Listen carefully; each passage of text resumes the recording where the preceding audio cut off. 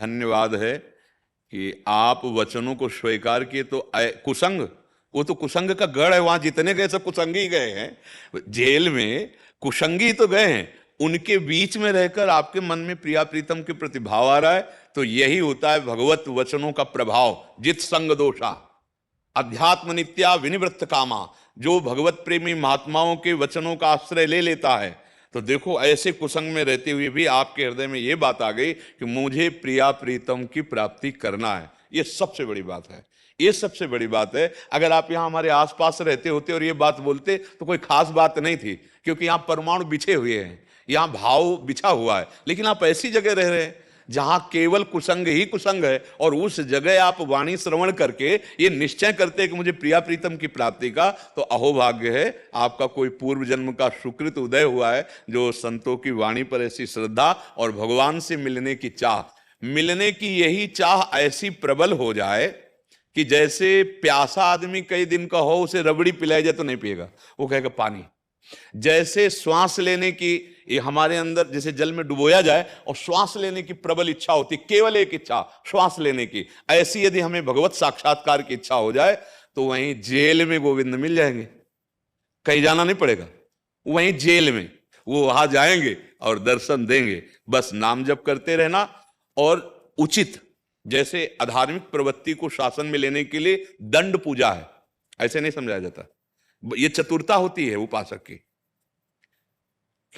ऐसे तो हम हैं कहां, जहां धर्म है, और जहां अधर्म की प्रक्रिया, वहां मैं जान रहा हूं कि मेरे प्रभु हैं, पर उन प्रभु के लिए दंड रूपी पूजा होगी। अगरबत्ती धूप बत्ती हाथ जोड़ना नहीं होगा, क्योंकि वो कुसंगी बुद्धि वाले ऐसे नहीं माने, पर उनमें भी भगवत भाव कर ला है। आवश्यकता पड़ने पर दंड रूपी उनकी पूजा करनी, बिल्कुल निश्चिंत रहो, वहीं भगवत साक्षात्कार हो जाएगा। भगवत साक्षात्कार के लिए भटकना नहीं होता, अंदर आना होता है, बाहर से समेटना होता है। अंदर से नाम चल रहा है, बस आश्रय गुरु गोविंद का है, डरने की जरूरत नहीं, वहीं सब बात हो जाएगी। एक प्रताप राय जी के बहुत संपत्ति का कारोबार चलता, तो बड़े महान भागवत थे प्रताप राय जी, उनका चरित्र है।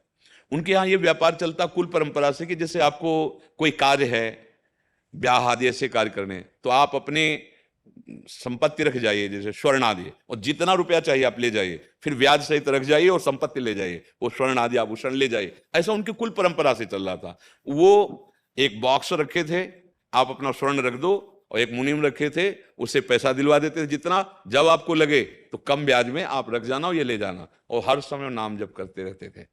परम धर्मात्मा थे। जब भगवत साक्षात्कार का समय आता है तो दो प्रकार की प्रक्रियाएं होती है।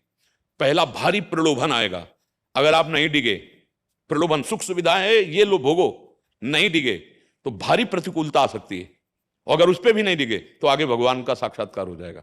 ये दो माया जाल अपने डालती है। अब वो सुख सुविधाएं तो उनके यहां मारी ही घूम रही थी, क्योंकि ऐसा कुल परंपरा से धनी थे वो। तो वहां के जो मुखिया लोग थे वो जलते थे उनसे।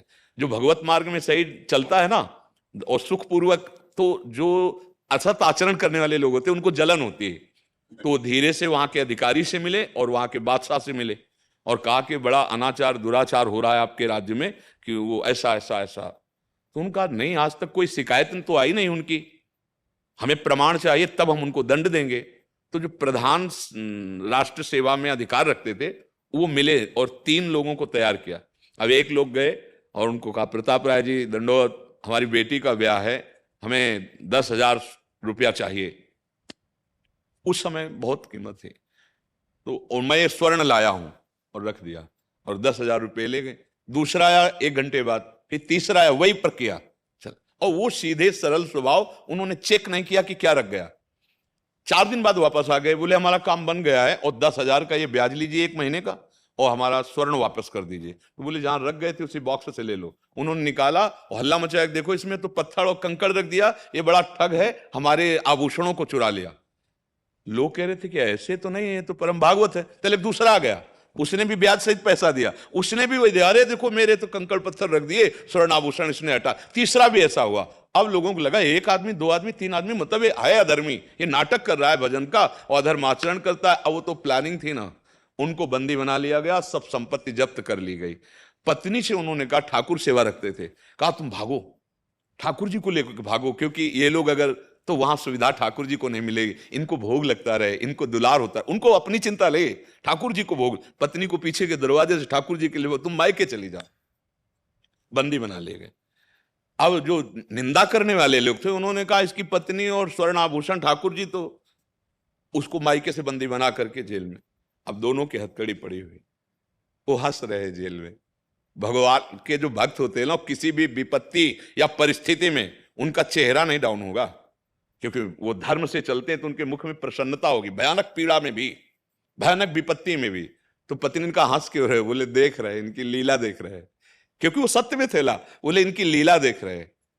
फिर पत्नी ने रो करके कहा कि हमें और कोई दुख नहीं है, आज हमारे ठाकुर को भोग नहीं लगेगा, क्योंकि वो हमें तो बंदी बना लियो ठाकुर जी को। जैसे अन्य जो स्वर्ण आदा वही ठाकुर जी को लगे, उनके लिए तो सप्तम धातु के ठाकुर जी बने हुए, उनको तो ठाकुर जी से मतलब नहीं। बड़ा रोना आया, तो उनके भी हृदय में आया। उन्होंने भगवान से प्रार्थना की कि प्रभु जेल क्या, मुझे नरक दे देना, पर कुछ ऐसा करो जिससे आपकी सेवा होती रहे। ये लगाओ, देखो भगवान का लगाओ। उसी समय भगवान वहां प्रकट हो गए। उसी समय ग्रंथ में लिखा हुआ, प्रताप राय जी और उनकी पत्नी के सामने भगवान, और भगवान ने जानते हो क्या कहा? कि ये मेरा ही चक्र था, ये मेरा ही षड्यंत्र रचा हुआ था, मैं देख रहा था कि तुम्हारी निष्ठा कहां और कितनी है। तत्काल भगवान ने आदेश किया बादशाह को कि ये सब ठगाई हुई है, वस्तुतः ये ऐसे नहीं है, आप अपने प्रधान अधिकारी से पूछो। जब उन्होंने शासन पूर्वक पूछा तो उसने कहा हाँ ये सब प्लानिंग से हुआ, तो धन भी वापस हो गया, भगवत साक्षात्कार हो गया। और तो हम अगर वास्तविक निष्ठा से चलें तो परिस्थितियां ऐसी आ सकती है, डिगना नहीं, बस इसके बाद ही भगवत साक्षात्कार होता है। जब हम किसी काम के नहीं रह जाते ना, केवल राम के रह जाते, तब राम मिल जाते जब तक हम किसी काम के रहते तब तक वो देखते रहते। सुनेरी मैंने निर्बल के बलराम, अपबल तपबल और बाहुबल, चौथो बल है दाम, सूर किशोर कृपाते, सब बल हारे को हरिनाम। हार गया, हरिनाम जप रहे, अब माया से जीत जाएगा। समझ रहे ना?